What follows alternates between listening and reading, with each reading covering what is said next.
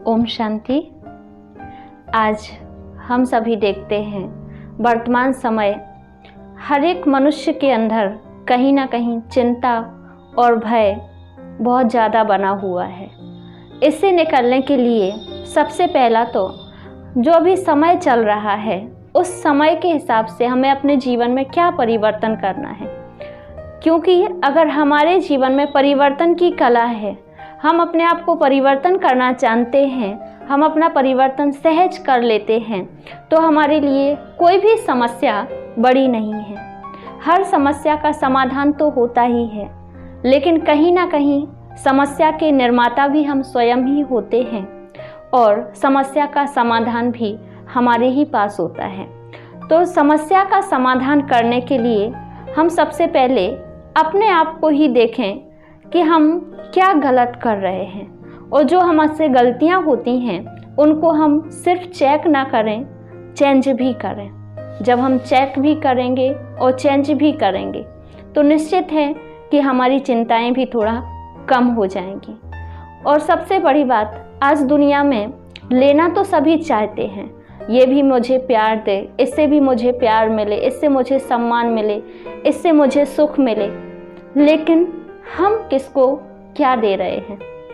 हम किसी को कुछ नहीं दे सकते तो सिर्फ दुआएं तो दे ही सकते, उसमें तो कोई पैसा भी नहीं लग रहा है। और हम किसी को कुछ भी ना दें तो एक छोटी सी मुस्कान हर किसी को दे सकते हैं। कहते हैं कि एक छोटी सी मुस्कान की कीमत भी उसी तरह है जैसे मरुस्थल में एक जल की बूंद होती है। आज संसार में सभी के पास टेंशन है, सभी भय, चिंता, इन चीज़ों से ग्रसित हैं, लेकिन उनको खुशी देने वाला, उनको सुख देने वाला, उनको प्रेम देने वाला आज संसार में कोई नहीं है, और ये किसी भी दुकान में नहीं मिलती हैं। हम हर चीज़ तो खरीद सकते, लेकिन ना हम खुशी खरीद सकते हैं, ना प्रेम खरीद सकते हैं, और ना ही संबंध।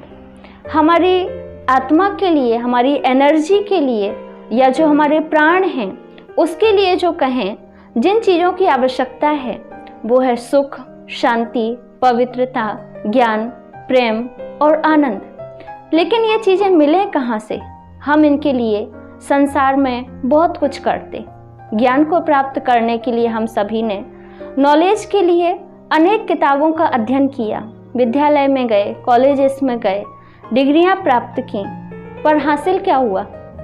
हमने सिर्फ नॉलेज तो प्राप्त कर लिया, लेकिन हमारे जीवन में समझ कितनी आई?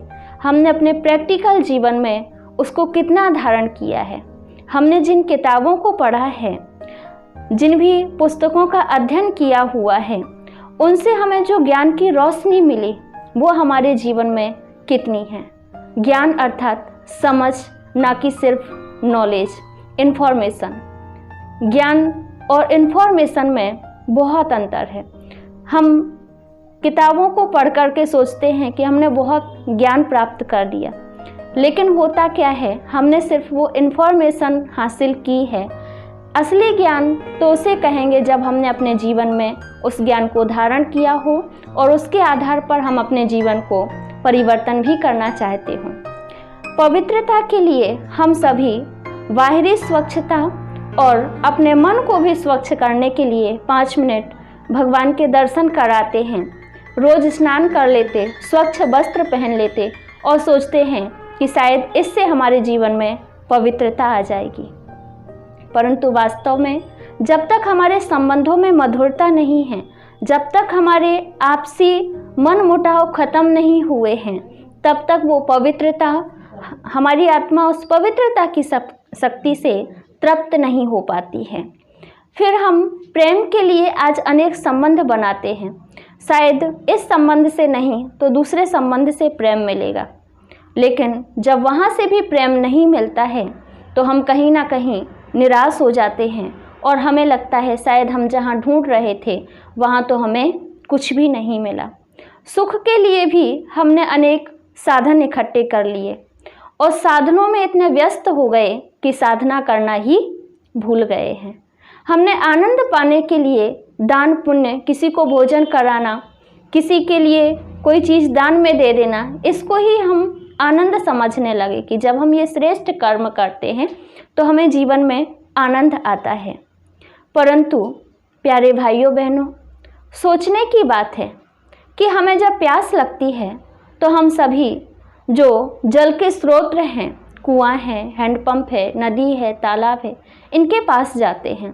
तो निश्चित है कि जब हमें इन गुणों की भी तलाश है, इन गुणों को हम पाना चाहते हैं, तो इन गुणों का स्रोत हैं परमपिता शिव परमात्मा।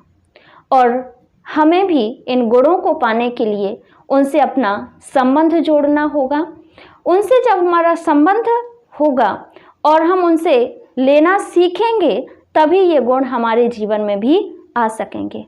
क्योंकि कहीं ना कहीं वो हैं तो हमारे ही अंदर, पर अभी हम उनसे अनभिज्ञ हैं, अभी हमने उनको पहचाना नहीं है, वो अभी हमारे अंदर सुसुप्त अवस्था में है। तो वो जागृत कैसे हों? जब हम उस सदा जागती ज्योति परमात्मा से अपनी आत्मा रूपी ज्योति का कनेक्शन करते हैं, तो ये गुण भी हमारे जागने लगते हैं और हमारा जीवन गुणवान, मूल्यवान, चरित्रवान बन जाता है। हमारे ब्रह्मा कुमारी इस विद्यालय में जीवन जीने की कला सिखाई जाती है, जिसमें हमारे गुणों से हम कैसे गुणवान बने, हम अपने जीवन में कैसे चरित्रवान बने। और जो व्यक्ति गुणवान है, चरित्रवान है, तो निश्चित ही वो धनवान तो हो ही जाएगा। क्योंकि आज हमारी गरीबी का कारण हमारा नैतिक पतन है। जब हमारे व्यसनों की आदतें, फैशन की आदतें, इनके कारण हमारा कितना पैसा वेस्टेज चला जाता है, जिससे हम कमाते तो हैं परंतु वो पैसा वेस्ट चला जाने के कारण दिखाई नहीं देता है और हमें लगता है कि हम तो बहुत गरीब हैं। तो उस व्यर्थ से हम कैसे बचें, उसके लिए हम ब्रह्मा कुमारी सेंटर पर आकर के राजयोग मेडिटेशन का अभ्यास जरूर करें, जिससे हमारे नैतिक मूल्यों का भी उत्थान होगा और हमारे जीवन में भी परिवर्तन आएगा और हम सही ढंग से कैसे जीवन जिएं उसकी कला भी हम इससे सीखेंगे। ओम शांति।